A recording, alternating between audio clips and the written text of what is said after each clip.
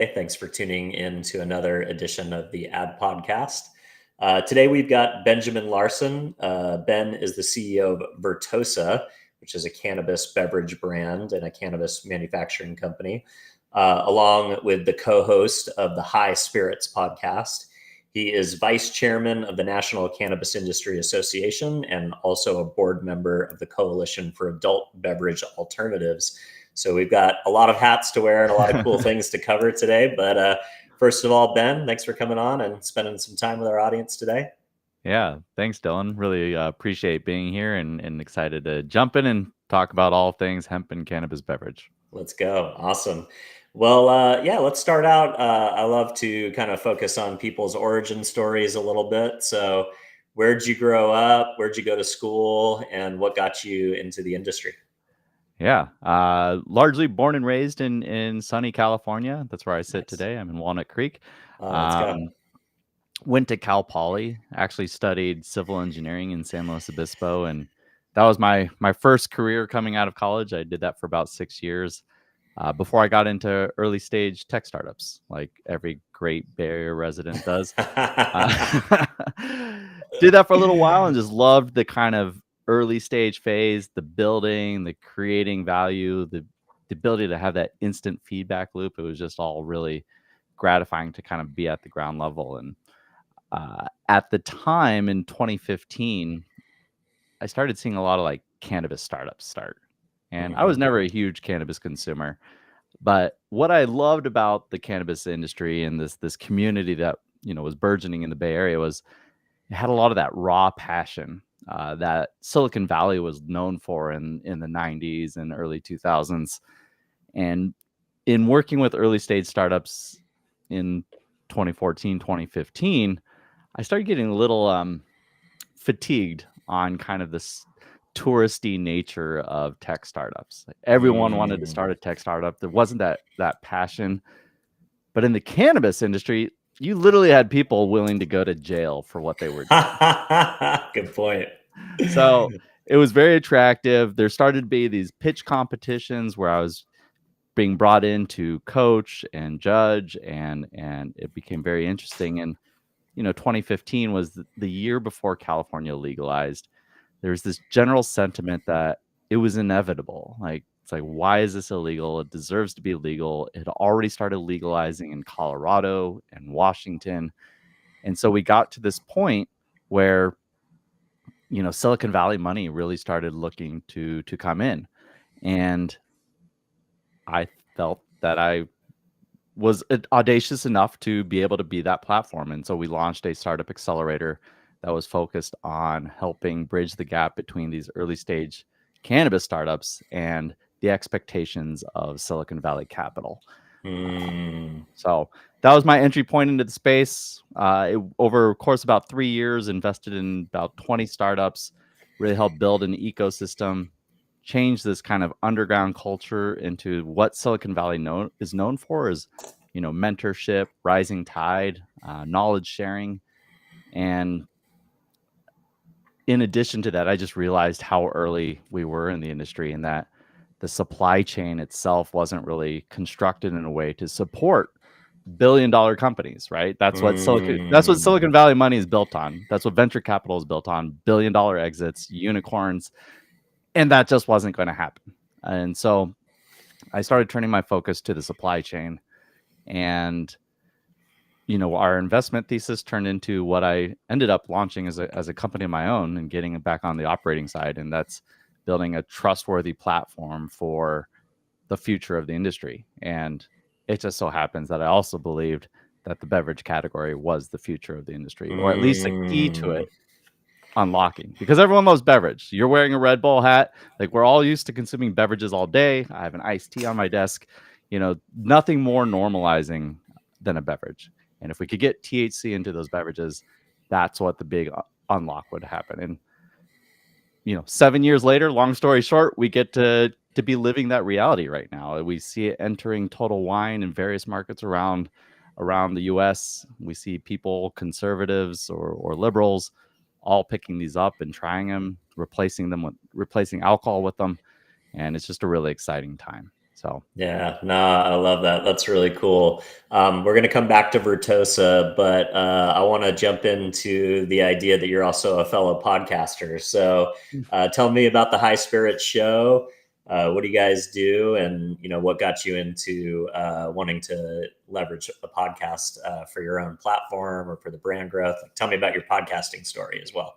yeah, absolutely. So I've been podcasting here and there for the last 10 years, and it all started with Gateway. We actually started hosting just live office hours because my partner and I were having conversations behind the scenes that we thought were valuable. And, founders would come to us with questions and like, why don't we just formalize this and put it on camera? And so with that effort, we did it live, we would broadcast live, and we would talk to founders. And it was just a great way to build our persona in the space, to gain information, talk to smart people. And I love that. We did about 74 episodes with that effort before, I was transitioning into Vertosa. In the transition time, I then leaped over to a mainstream, or not a mainstream, but like an industry news podcast called Marijuana Today, where I kind of jumped in as the business guy, where there was a bunch of political pundits on the show, and that was a weekly show, and it was the most listened to podcast in the space. Like all Wow, good that's things, awesome. that one came Congrats. to an end. And I was left there be like, oh, what do I do? And I don't want to stop podcasting. There's this kind of void. And instead of joining someone else's podcast, I thought, why don't I just start my own? And I didn't want to do it alone.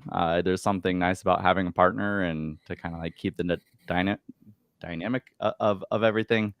And so I reached out to my friend Anna Ray, and we had already been talking weekly about just like the business of cannabis. She's been in the industry even longer than I have. And we said, why don't we put these conversations online, and we can invite our friends and use it as a way to network and bring other smart people into our ecosystem. And so that's what we've been doing. We literally recorded our 100th episode yesterday. Let's go. Congrats. Thank you. Yeah. So it's been great. It's to be actively building my business and to get to leverage the perspectives of other business leaders every week. It just makes my life that much more rich. And I'm really appreciative of the journey. My co-host, it's a great way of just kind of continue to build your perspective on building a business. And so that is what it is. We talk to other business leaders in the space. We pontificate on the state of things. And if you know cannabis or hemp at all, it's constantly changing. There are new laws dropping, seems like every week in various states at the federal level. And of course, we have the international landscape to always focus on as well. Yeah, no, that's awesome. Well, I want to come back to the podcast too, but I want to come back to Vertosa for now. So I think you mentioned something really interesting, which is the idea that beverage is going to be the channel in which cannabis becomes ubiquitous and becomes more and more mainstream. I think there's a bunch of reasons for that. You named one, which is just kind of the ubiquitousness of beverage in general. Like I always have like a coffee in the morning and then sparkling waters throughout the day. And then in the evening, if I plan to go out at night, I'm usually hitting an energy drink or something like that because I need some pick me up and some energy to go out. And then of course there's this mainstreaming of cannabis beverages as an alternative to alcohol. People like it more and more because it lacks hangovers and some of the negative effects that alcohol provide. And also you can quantify and control the amount of THC from a serving perspective. So you never have to worry about, overusing or the kind of the hassle that comes with like using a vape or even traditionally smoking flower and stuff like that. So would love just to hear a little bit more on your perspective on why you think beverage is the unlock to continued growth and that unicorn status. Yeah. It's all those things. From a technology perspective, it's a really nice way to just slowly titrate the experience and control the dose. A lot of people have stories about popping a gummy or eating a brownie and not really knowing how strong it's going to be, and then finding out 90 minutes later at a very inopportune time. That is less likely to happen with a beverage because usually they're low dose. Usually you're drinking them over time and you start to feel it before you're done because of the way it's formulated. And so that in of itself is really interesting, but also just the social nature of it. Like it's not very social to excuse yourself from a conversation, have to go outside and take a puff, or to sneak off and pop a gummy. And then like, what do I do with my hands? Like I need to have something in my hands. And so, it solves for a lot of that. And then also the discovery aspect, like where the story I hear the most actually, and this comes from some of my employees, is they'll be at a holiday dinner with their family in the Midwest in a conservative state. And instead of having to excuse themselves and sneak something, they're feeling more emboldened to have it out on the table while everyone else is drinking their alcohol. And then it starts a conversation. People ask questions. And because it's in a beverage format and because the commitment level is low, it's like you can take a sip of a 5 milligram drink. It's like, how much did I just have? It's like, well, you had 1/10 of a milligram. Like, it's getting people to try it and realize that it's not something to be scared of. And there's nothing more normalizing than this. And this is what we're seeing. And so I don't know. It's just been a wild, wild ride. And what has really created the unlock is that we now have THC being derived from the hemp plant. And that's a completely different regulatory structure. And that's why you see it kind of emerging, depending on what state you're in, less so in our state of California. But a lot of other states, you're seeing it show up in restaurants and bars and at grocery stores. And so, people's curiosity is peaking. People are trying it. And I hate to say it, but a lot of people are looking to move away from alcohol. And I don't think non-alc has really been stepping up to the plate as far as the true solution. It's an answer, but is it the best answer? And I think the THC beverage category is showing that people are actually looking for something, just not alcohol. Yeah, no, that's interesting. And then, so is Vertosa the brand itself, or is that the holding company that manufactures additional brands? Like, tell me more about Vertosa specifically. So Vertosa itself is actually just an ingredient company. And so got it. Okay. We view ourselves as a platform for all these brands. And people have asked us the entire time we've been in operations, like, oh, do you have your own brands? Are you going to launch your own brands? No, we just try to work with all the brands in the space and help them succeed. And because we've been at it for the last 7 years, we have the entire network. We understand the science, all the manufacturers, distributors, retailers. And so we've just become this network node. And so we work with about 160 brands across North America, and we see it all. And the really interesting thing about our position is we get to see how all these different brands are addressing the space and the angle that they're taking. And we get to influence it because we know the science really well. What else is there to use besides THC? How does it work with other cannabinoids, terpenes, or other active ingredients not derived from the cannabis plant? L-theanine, ashwagandha, all this kind of stuff. And then we help deliver that experience. And because we have such an interesting lens on everything, and we talk to all these brands and distributors and retailers, we know what is working and we know where the consumer is going or where the white space is. And the cool thing about this category is, from a marketer's perspective, you get to really put yourself into the consumer's shoes. Hopefully this is what people are doing.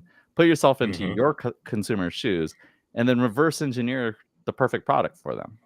Because really, you can do anything. It's not like you're constrained in the way that bourbon is or constrained in the way that wine is.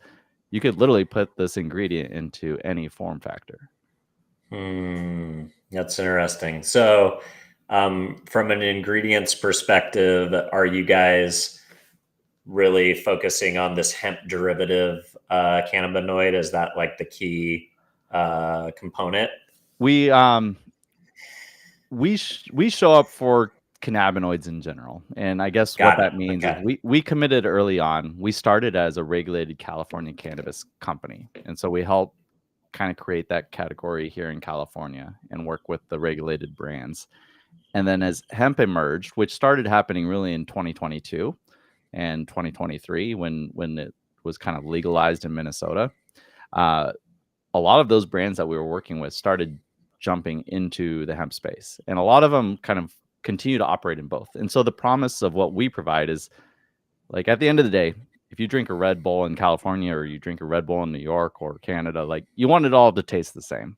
Yeah, you want consistency. You want the effect to be the same and all that. And I guess that's the promise that we provide, is that wherever you need the cannabinoids to formulate your products, like, we're going to be there to manage the supply chain, manufacture the ingredients to ensure that you get what you need.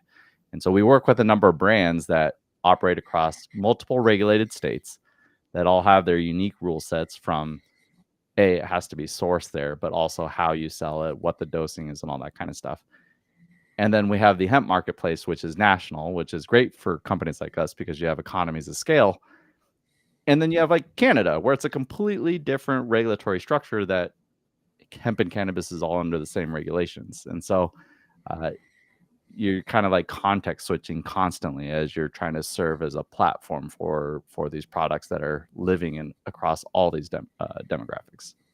That's awesome. So, and my understanding is the hemp derived THC can actually be sold direct to consumer. So you can ship to outside of, like, a regulated state where you can only buy in, like dispensaries and regulated shopping environments, right?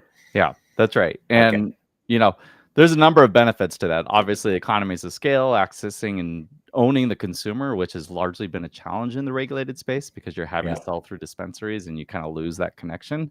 And so, yeah, direct to consumer has been huge for the hemp category.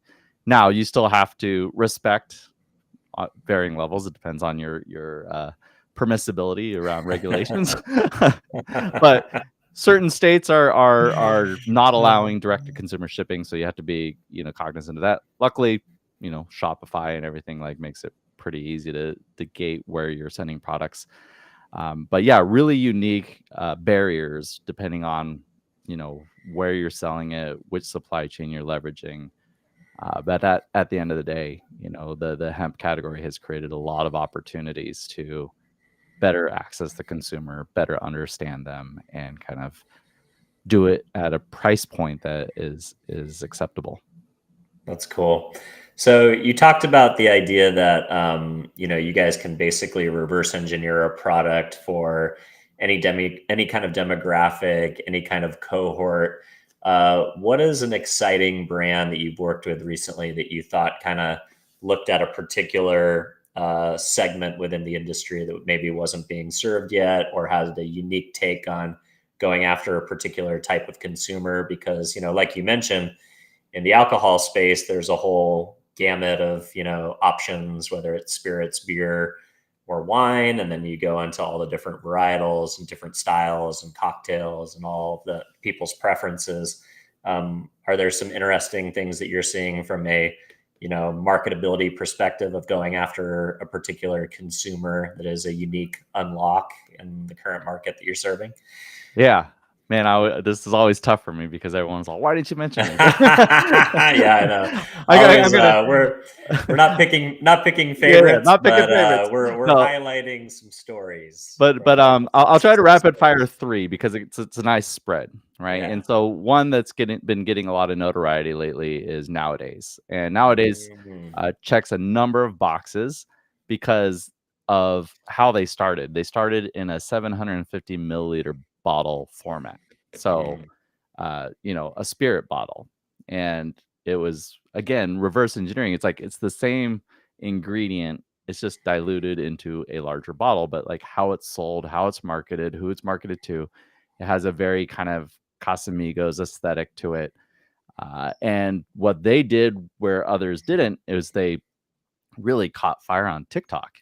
And they had one post that went viral, and all of a sudden the bottles were flying off the shelves. And at that point in time, people didn't even know whether people were really interested in this format. And all of a sudden, quietly, I start hearing from retailers how they're really excited about the 750 milliliter bottles, not only because they're selling through, but because they're actually getting creative in how they're merchandising things, because it's not having to fall into the same regulations as spirits and beer and all this kind of stuff. There's no like 3-tier system requirements or anything like that. So you have beer distributors carrying like 750 bottles for the first time, and then they're like going into a store and be like, where do we want to place this? And that's just a really cool, like, creative thing. Now it causes a lot of conversations about like what should we be allowing and all this kind of stuff. But we're making up the rules kind of as we go, or the rules are being made up for us. We can talk about the associations, all that kind of stuff later. Yeah. So yeah, nowadays is really cool. They're doing engagements with like F1. I know they just were a title sponsor at a major music festival in Minnesota. So it's just really cool to see like true brand execution with cannabis products.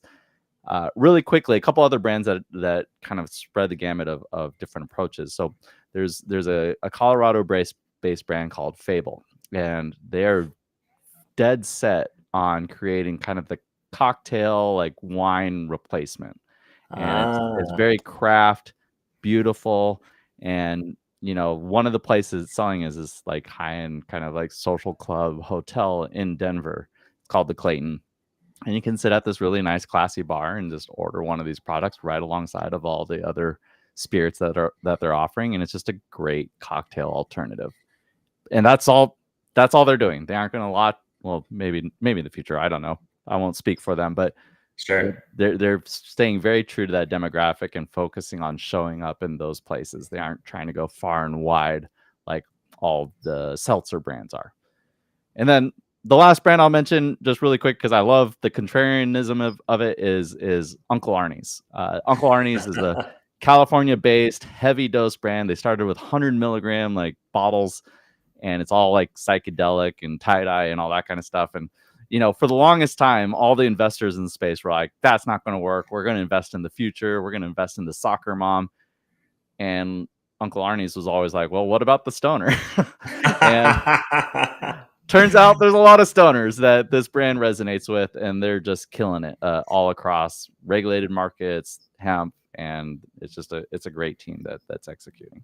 Yeah, that reminds me of the gummy company out of Oklahoma that makes that 50 milligram gummy called the K-hole or something like that. Like it's yeah, I you can't have to touch that stuff with a 10-foot pole, or I'm sipping on it like before I go to bed at night. Yeah, you got to have that high dose varietal for the stoner, as you say, or the experienced user. The experienced consumer. Yeah, that's the PC way of saying it. Yeah, no, I love it. So, you mentioned you originally got into this space to kind of bring VC thinking to the cannabis industry. We've seen kind of crazy early stage investments and then consolidation once prices started to kind of collapse under like supply chain, and you've seen vertical integration. You've seen a lot of like darling stories, but do you think anybody really has truly emerged as that unicorn case that you thought about, or do you think it's still early enough stage where that battle is yet to be decided? Yes and no. So I think there are some great brands that have a real fighting chance that are raising money at never seen before valuations from a brand perspective, I should say. There's MSOs, multi-state operators that are large companies and have raised a lot of money, burned a lot of money, et cetera, et cetera. But in kind of the modern batch of companies, we're seeing brands like nowadays, like Breeze out of Florida, that are probably being valued in the hundreds of millions of dollars at this point. And so those are starting to become really exciting companies that are demanding kind of beverage brand multiples, and they're seeing growth trajectories that have just never been seen before. A lot of these companies are only a couple of years old at this point, and they're starting to get up into the close to $100 million in revenue. And Wow. so yeah, there's some real excitement there, but this is all gated by regulation, right? I don't think we're going to see those companies exit until there's a clear path to legality. And so are working hard as an industry on that to create that opportunity. But that truly is the big stage gate for everyone. Interesting. And do you mean national legality? National legality. Yeah. Got it. Yeah. Because So it's just, that's kind I of, mean, it's been chaotic lately. It's been just, every state, a lot of states have wrapped up their legislative session for the year, but there's a few like hanger-ons, and it's just been going this way and that as people try to determine how they're going to address this opportunity or not. Not, some of them don't want to completely shut it down, and so we're kind of going through that on a state by state basis. But there's the big federal conversation where, from a cannabis perspective, like literally nothing has happened at the federal level since forever, it seems like. And the only thing that really has happened on the hemp side is when the farm bill passed in 2014 to start. Is basically that 2014 is when hemp separated from cannabis and became a different thing. It was taken off the Controlled Substances Act. It was largely known for CBD and its fibers. In the 2018, there was new language added that tried to kind of create more structure. That language was somewhat ambiguous.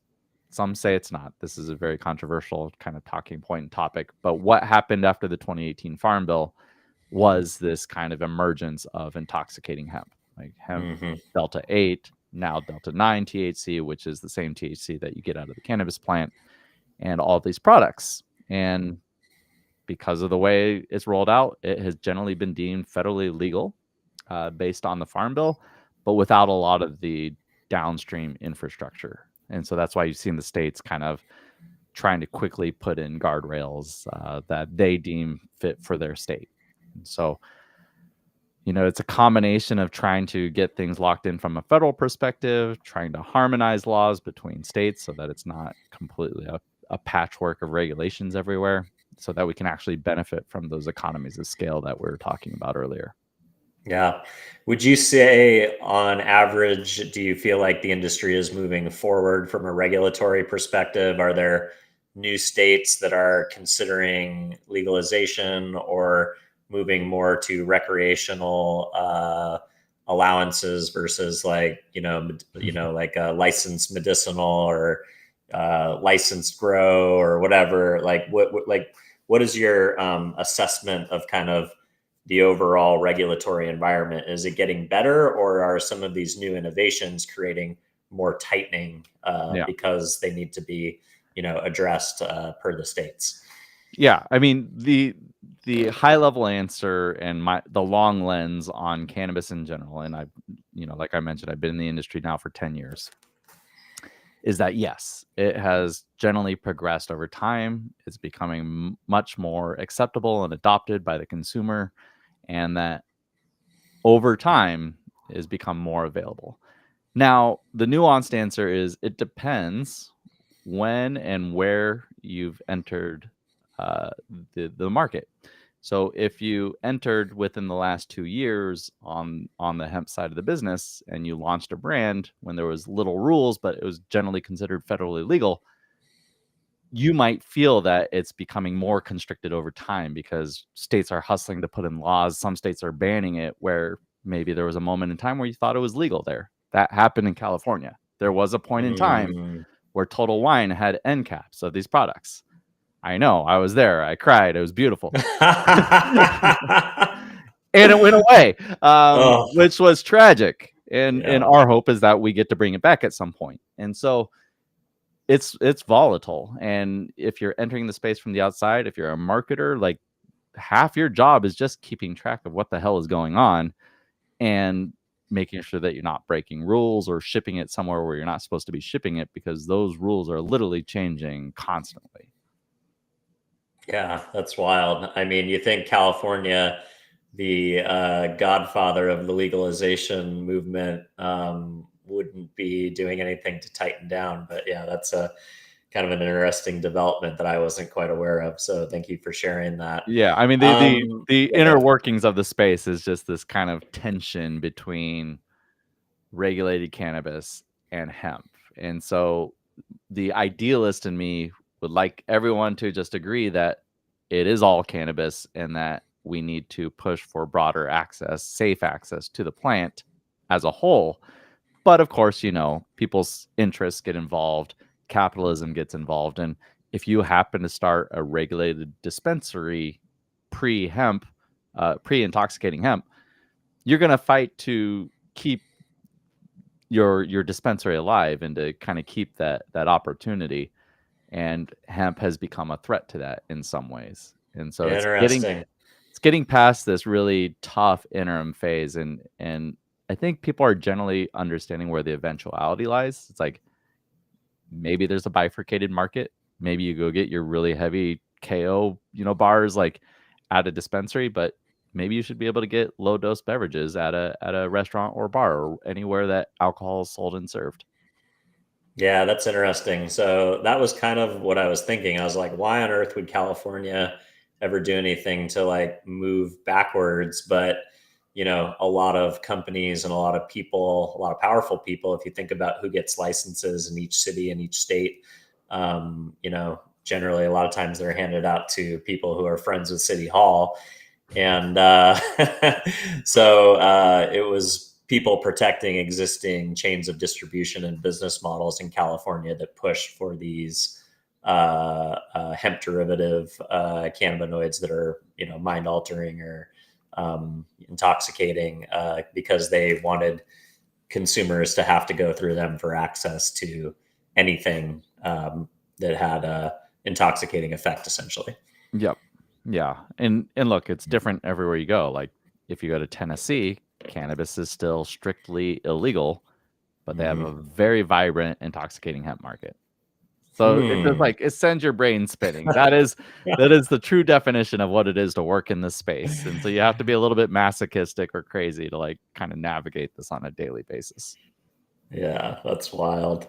All right, let's talk a little bit about marketing, because that's also another regulation issue, is how do you get the word out and how do you build brands? And I think that's what my audience is going to be most interested in discussing, because cannabis marketers have to be really savvy because they only have a handful of channels available to them, and they can only do so much under current regulations, but also what I would call like self-regulations of platforms and publishers, because they want to be more conservative versus less in fear of being punished for in other areas of their business by regulators or people. So my understanding as it stands today, in general, the places that you can market cannabis are outdoor advertising, so billboards, digital display, bus stops, basically anywhere out walking around in the world.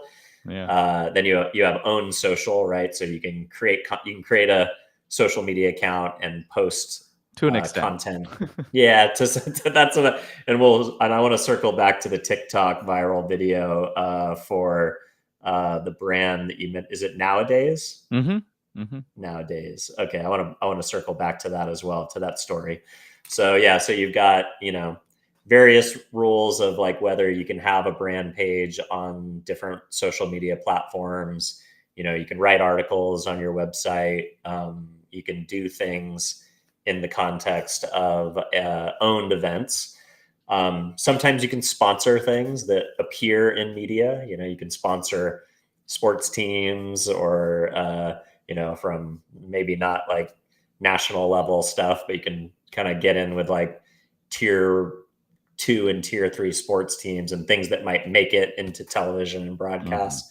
Those are kind of the channels that I'm aware of. Is there anything innovative happening on the marketing side that you're aware of that I didn't already cover?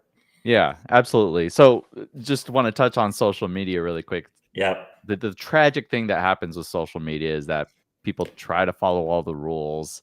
They build their accounts, get hundreds of thousands of followers, and then boom, overnight their account gets shut down and there's no explanation and no one to call. and it was like an algorithm that did it. It was an algorithm that did it, and nobody at the platform cares because you don't spend any money with them. Right. So Yeah. And so, dancing around some of the rules and trying to use innuendo, but with AI and these algorithms, they're picking up on the innuendo faster and faster. So people are constantly shifting in that and being as creative as possible. At the end of the day, just making sure that you're following the terms and conditions as carefully as possible. And I always see people trading names of consultants that are usually jumping in and trying to help recover accounts. Unfortunately, that costs anywhere between $5,000 and $50,000 or something like that. Crazy. And those are just guys that have an inside track to Yeah, somebody yeah. that basically just pay blood money to somebody to get in the influencer marketing space, we have a similar industry where it's people who can get you your account back if you got your account hacked. Yeah. But here's the two ways that I'm seeing people be most successful in the space. So one is creating a non-THC product line. We've seen Breeze do this. There's a California company called Calexo where there's just no cannabis in it, and they use that to advertise, build out new distribution, and hope that they can lead people to their platform, their website, and let those people discover that they do have THC products.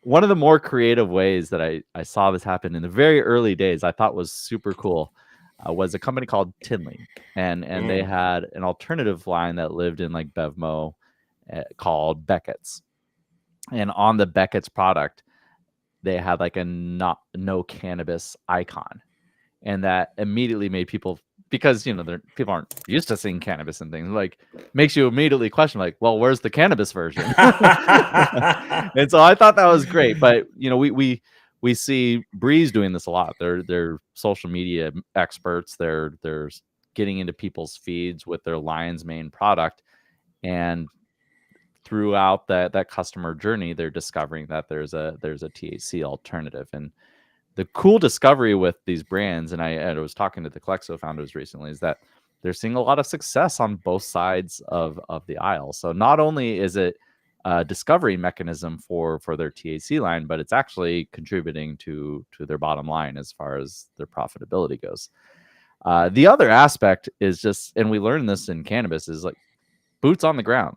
Go out, engage your community, be present, show up where you want to be seen, and get creative about how you do it. And I can't say this enough, like it is attractive to go far and wide, especially with the availability of distribution.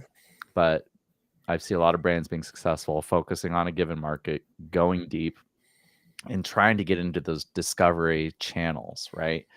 High Rise is a brand out of the Southeast. They were born out of Charleston. And if you go to Charleston, almost every restaurant has High Rise on the menu. Wow.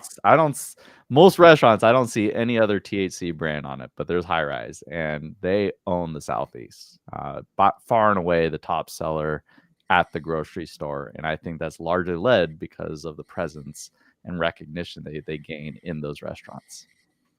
Yeah, no, that's great. I think that's great advice. Really think locally, think of how you create engagement, whether that's through events. Like I've seen stuff at farmers markets and supporting like smaller events like in a given metro, and really like going deep within a community before you decide to try and execute a national strategy. I think that's smart.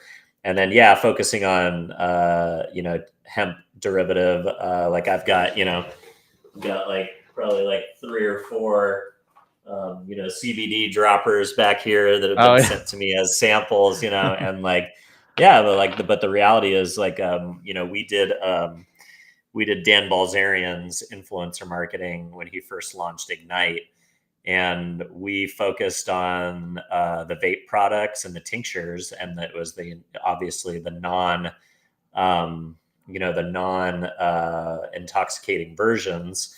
And we just hoped that we could break even on our marketing spend. Mm-hmm. And, for better or for worse, because of Dan Balzarian's personal brand, we were able to use, influencers and creators that normally didn't get any kind of brand deal. So, like we weren't going after people specifically talking to CBD consumers. We were just using like models essentially that like had great followings and great platforms, but normal brands wouldn't work with them because they were not considered brand safe. Mm-hmm. And there wasn't a flood of other CBD products being advertised through those creators because they were not really relevant to like, Charlotte's Web, people going after moms for epilepsy or moms for Yeah. like, like more medicinal purposes. And, the events up at his house were, a whole nother story. So, Yeah. but that he was an early adopter, and that I think created a target for him very early too. And he ended up, getting basically all his licenses taken away except California or something crazy like that. So Yeah, I love the influencer strategy, and man, people just want to try these products, and turns out they're loving them as well. So that makes like getting an ROI on the marketing spend and some of these creative aspects that don't always cost a lot, right? Uh, it makes it actually pretty easy to kind of get that initial return on your investment, and then you immediately can start focusing on the long lasting impacts of the strategy. Like, how do you get people to rebuy? How do you continue to build that network? And seeing some really just cool approaches, and we're finding consumers everywhere. Again, like, you can probably identify any demographic in the US and reverse engineer a product for that demographic. And so Kim Gomez out of Michigan, she has a company called Soberish, and her and her mom like live streamed on TikTok because they just wanted to learn the TikTok platform, and they started live streaming their consumption of these products. And they were, they were afraid to try them because they were not cannabis consumers. And so it was just really endearing to see like a middle-aged woman, sorry Kim, and her mom, just like giggling and laughing and joking about it, and like just exposing, and like that has built a huge community around her of like-minded Wow. people that are just curious. And so, like, I mean, how cool is that? You have a company called Soberish. You're talking to a lot of women who just want to be soberish, and are trying to work away from alcohol. And it's just such a cool opportunity to just get really creative and be hyper focused on the demographic that you want to serve.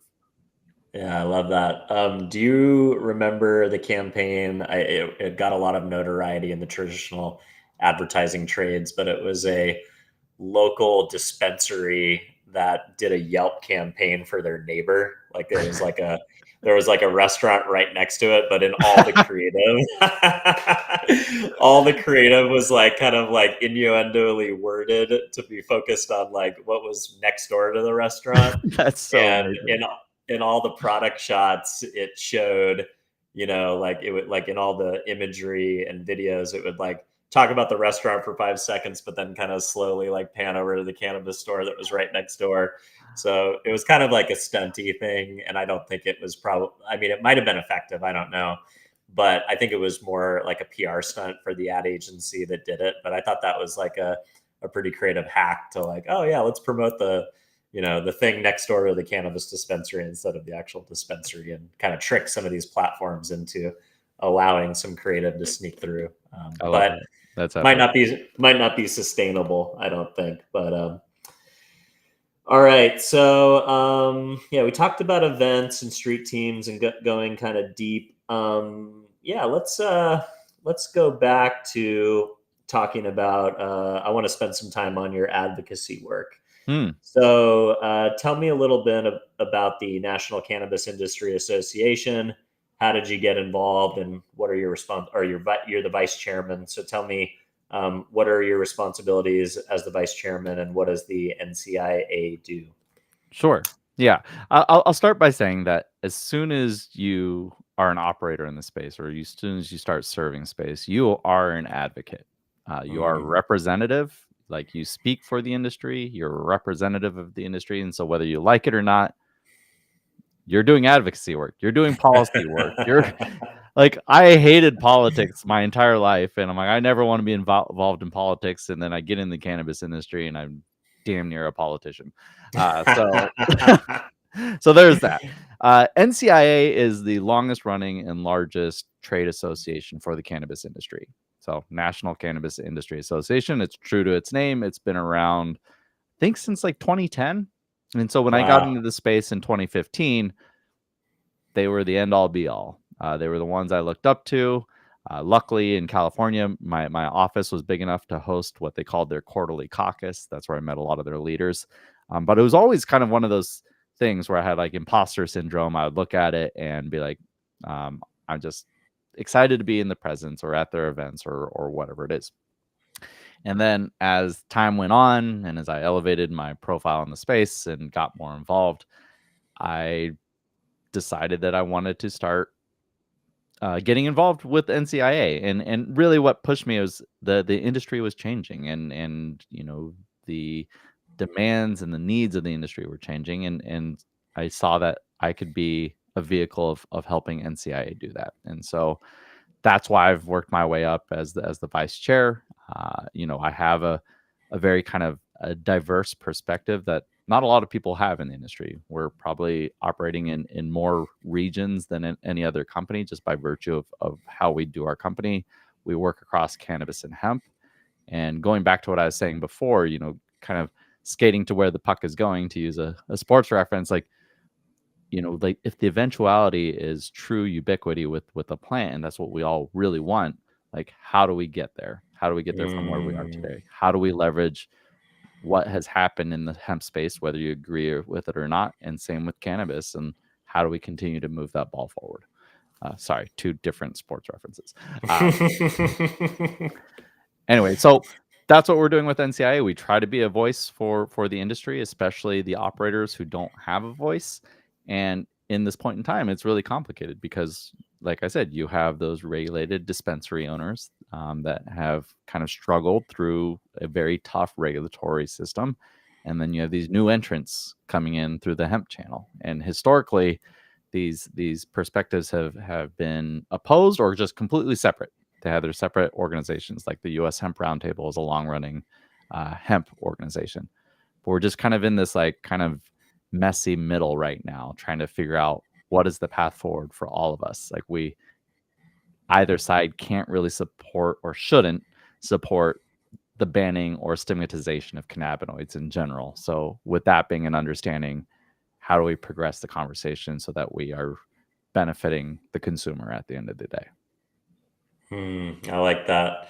One question that I had for you in regards to this component of your work in the industry is that there's been some press recently around black market and the idea that one of the promises of legalization was that the black market would disappear, and then you've got these stories coming out from Northern California, Maine recently about black market elements that actually have increased their capacity and increased their operations inside of some of these states, because in the lack of a regulatory environment where it's been decriminalized, it actually has emboldened them to even be more aggressive in their black market activities, because now they either can't enforce because of the lines are too blurry, or when they do enforce, it's a slap on the hand.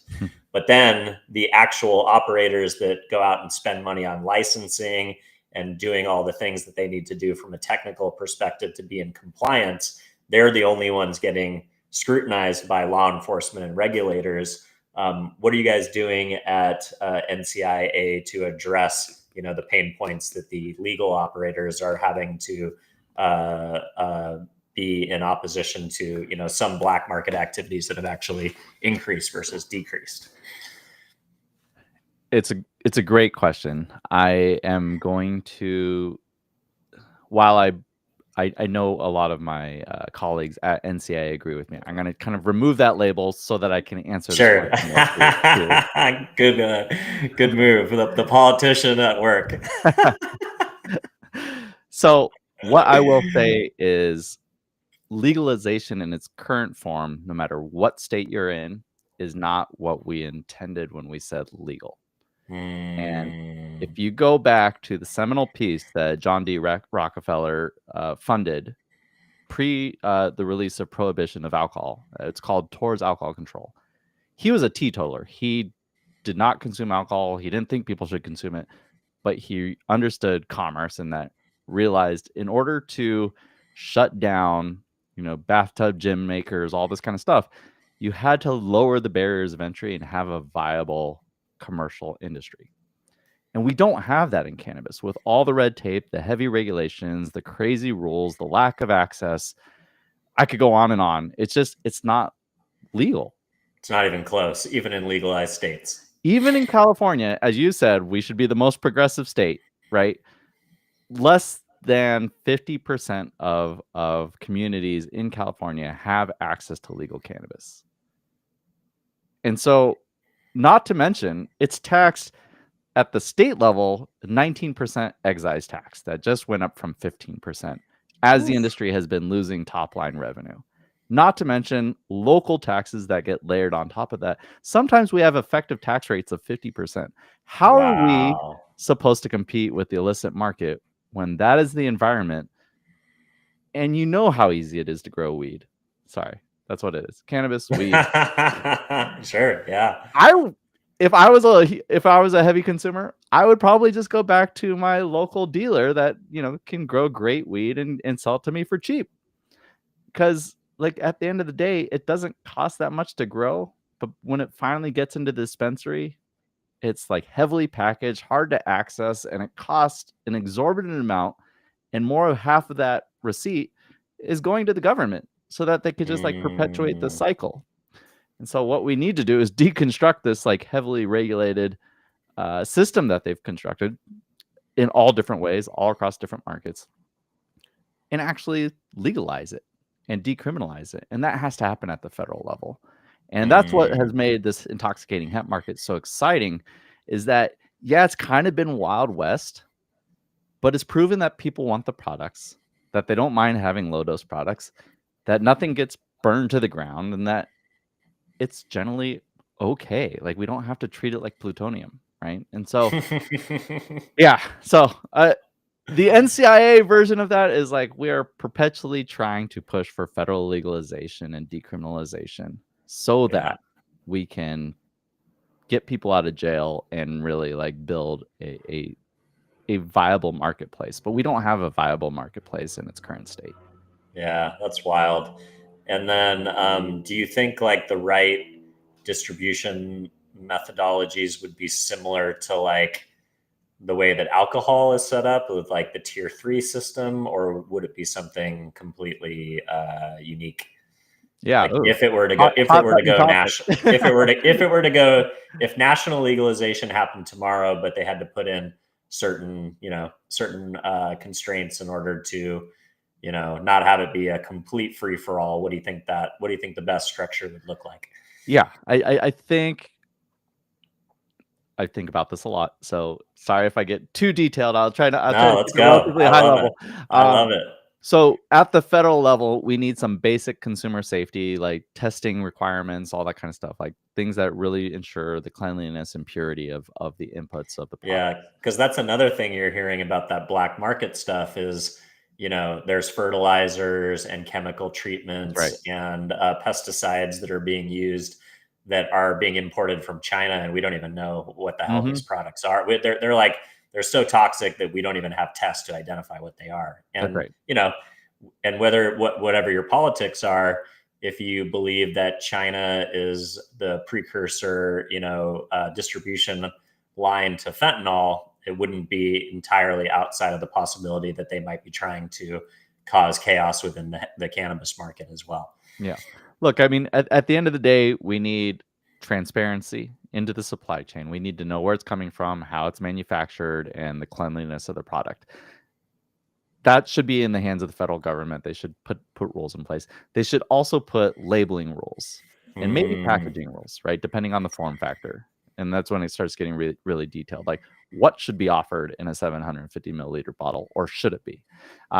Those questions can largely be constructed at the federal level, because then that creates harmonization amongst all the states. You want to create economies of scale and create the foundation of strong commerce.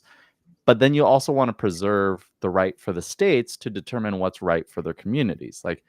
what products are offered where. And I think that's where it becomes a much more nuanced conversation is where do you purchase, pre-rolled flower that you smoke?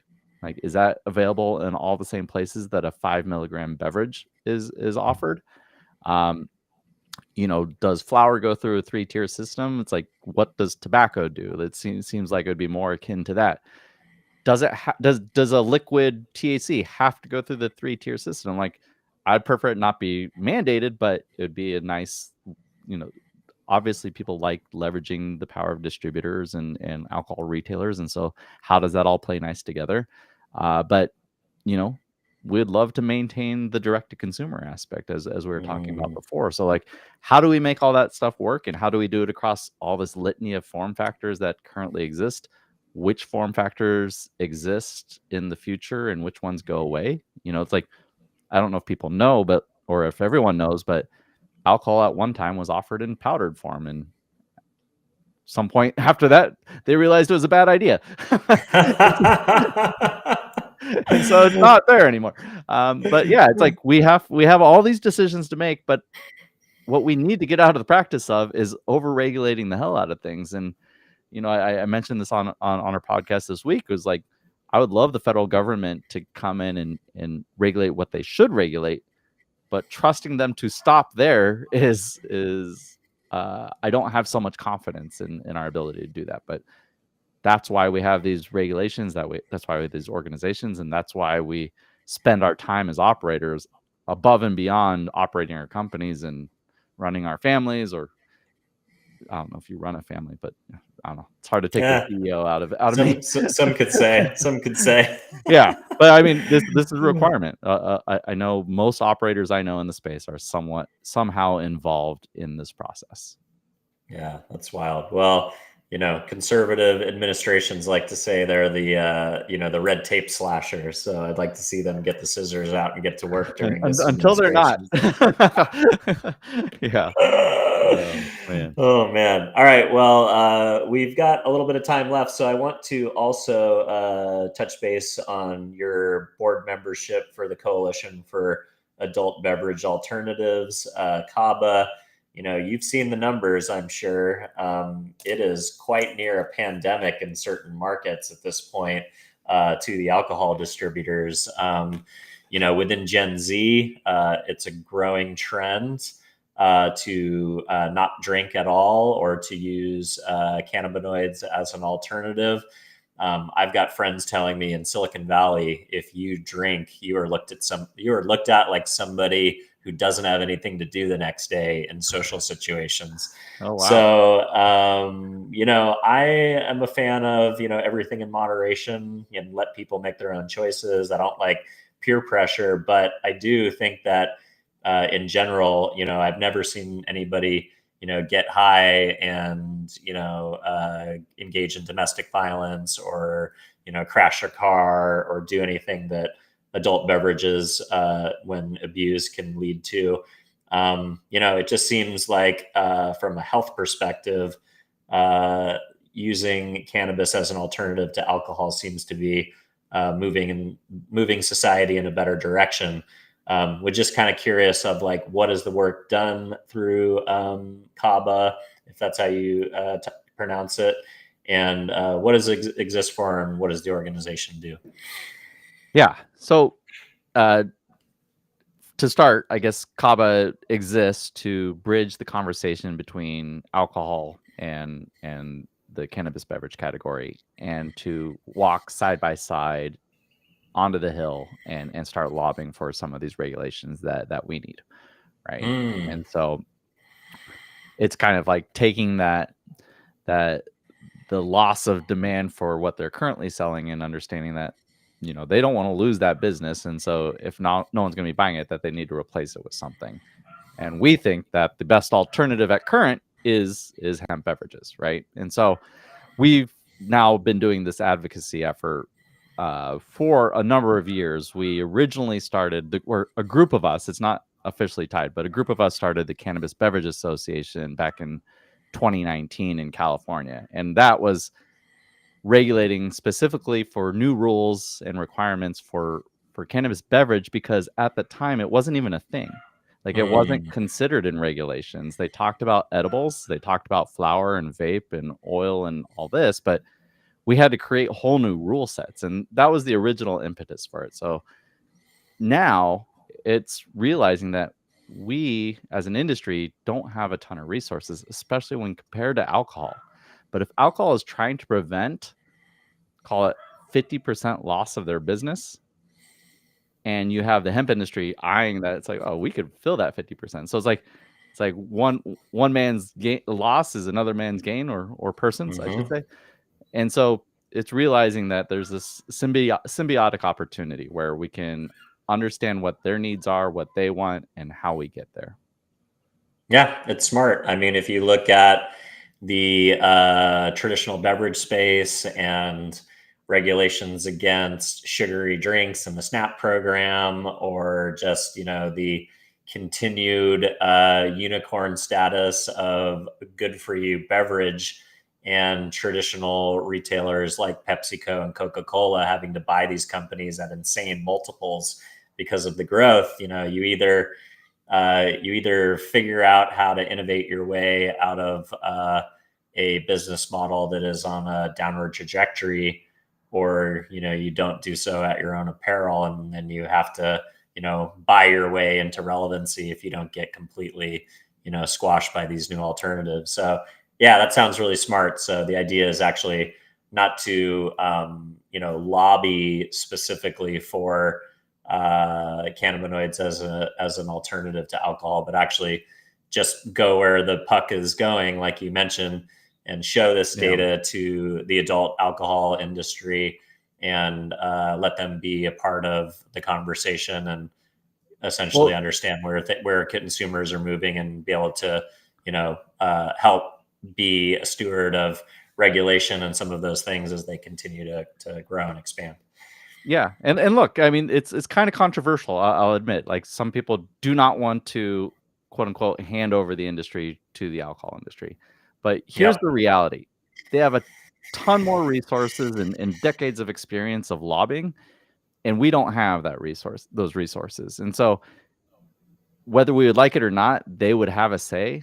And so we might as well be a part of the conversation to help build the rules and educate them along the way, and make them do it out in the daylight, instead of having them do it in the back rooms and casting down bad rules, so that we end up in the same situation that we are today in these state markets. Because that's what it feels like in the state markets. It's like a bunch of politicians and regulators got into a room and like, oh, this is what's going to work. And they never bothered to talk to the industry or business people. And so it's like, let's not have history repeat itself. Let's actually talk to the people who are going to get the conversation done, because they have millions of dollars to do it. And let's influence that, and make them a part of our community, and speak from the same side. Yeah, seems pretty smart to me. Well, I've kept you for an hour on a Friday evening. So Ben, really appreciate it. This is a fascinating conversation. I thought I was coming on to have a chat today about cannabinoids and cannabis beverages, and I got educated on all sorts of additional awesome fun topics, and I'm really impressed with the different layers in which you have industry knowledge, but the way that you're using all of these different platforms to move the industry as a whole forward, and continue to grow your own enterprises and ventures. So congratulations on all the success. Where would you like to point people to either connect with you directly or learn more about Vertosa and the various ventures and organizations that you're a part of? Yeah. Two places, vertosa.com and LinkedIn. I'm very findable. And once you're there, make sure you follow me on High Spirits. Let's go. Awesome. So for everybody who's following along at home today, if you are seeing the pod for the first time, don't forget to give us a follow, or do the thing wherever you happen to be seeing the show. If you give us an honest review, that's how we find a larger audience. So don't forget to do that on whatever platform you might be engaging with the podcast. And last but not least, if there is a cannabis industry marketer or somebody in traditional marketing that you think could learn a thing or two from a scrappy industry who's had to fight for every bit of market share and additional growth that they can through a highly regulated and highly confusing marketplace. Last but not least, if you know somebody out there in the government that you think would enjoy the conversation that I had with Ben today, don't forget to share the show. And with that, Ben, we'll say goodnight and look forward to staying in touch. Thank you so much, Dylan. That was a lot of fun. Hope you have a great weekend.